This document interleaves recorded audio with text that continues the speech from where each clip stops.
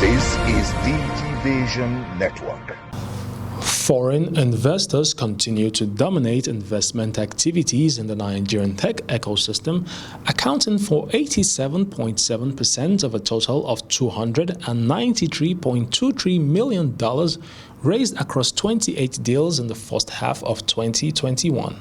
Data compiled by TechPoint Africa found that Nigerian investors contributed only 1.6% of the deal, and deals where local and foreign participated accounted for 10.7%.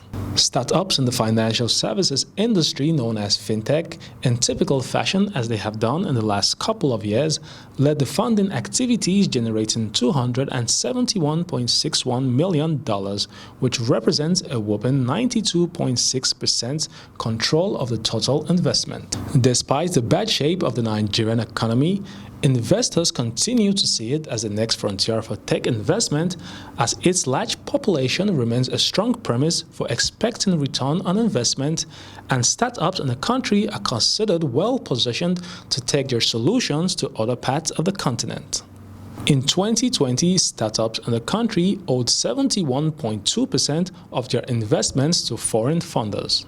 The investors accounted to $85.8 million out of the approximately $120.6 million that Nigerian startups raised throughout the year. Speaking with DigiVision Network, Yele Okeremi, CEO of Precise Financial Limited, highlighted the issue with dominance of foreign investment in the Nigerian startup space. So for instance, today, and we talk about them, so we see the founders and we see unicorns that we spoke about. I think there are now 4 of them or so out of Nigeria. So the first question you're going to ask me is, oh, these unicorns, true, smart Nigerians, where's the money? How much of these monies are developing this country? Secondly, how many jobs are they able to create? And when you begin to unpack these questions, you realize that indeed, yes, they are Nigerians, but they've been captured by foreigners. Take a look at all of them. I don't know per se, but my head tells me that all of them have their companies incorporated outside of Nigeria to start with. So the tax benefits, huge ones, actually go, and then capital benefits actually go to those places. And I actually guarantee you, I can make a guess here, that 100% of them have homes. In the last decade, 81.3% of investment in West Africa came from non-African countries, with the US being the chief investor. Some analysts have stated low appetite for risk as what has been the issue with local investors, but a closer look shows the problem is more systematic. I think there are challenges with local investors in the startup space, and I think a lot of it is because, structurally speaking, it hasn't been possible. So if you think about up until 2020, both year, banks were not allowed to invest. Banks were not allowed to invest in startup companies, right? They couldn't issue venture capital. And that's a big company, a big source of capital. Also, people were not sure about the exits until certain companies showed that it was possible for you to actually make money in startups. And then there were many other challenges, including maturity of the market and so on and so forth. But I think the tide's starting to change, and a lot of local investors are now looking to invest.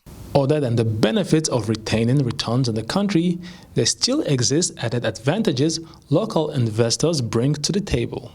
Global investors can open your eyes to global opportunity because they know people everywhere in the world. They can show you what other people did, how it went, and so on and so forth. But the beauty of local investors is they can help you with problems global investors don't have a clue about. Local context, local regulation, local customers.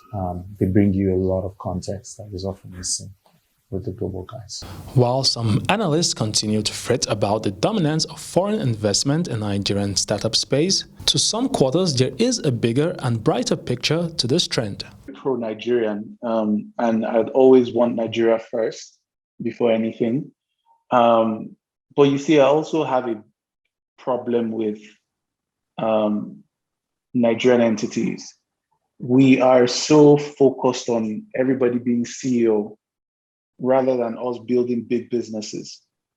So Main One is now part of a larger conglomerate, a larger group, a larger business that the resources of the big company can then feed into Main One and make Main One stronger and better. That is what we want. We want multiple companies that are as big as MTN. We want several MTNs in the logistics space, even in the electricity space, Discos, Gencos. We want companies that are that large, which are, have the power of, or the financial resources of a Dangote Cement, for instance. We want companies like that across board. So for me, when I see foreign capital coming, I'm excited about it because it means that those companies get bigger, they get larger, they have more capacity to employ more people. They have larger capacity to create, new sectors, new areas for people to invest in. But it also means that the economy is better for it. And eventually it means that people who then exit those businesses can then go and set up other businesses and then get bigger as they grow into the future. So for me, I don't see a problem with it. Let money that is coming from wherever come. If we don't have the money, which we do, I know we have the money here, but if we don't want to invest in the businesses, somebody has to. And if it will start from the foreigners, so be it. The line between local and foreign venture capitals is getting blurry as several local investors are also reportedly managing investment portfolios for several foreign venture capitals. Industry experts are expressing optimism regarding the future of local funding in the Nigerian startup ecosystem, since new startups will require seed funding from local venture capitals to see them through the early stages of their existence. We'll also need paths to the local market, which local venture capitals can also help provide. This is DG Vision Network.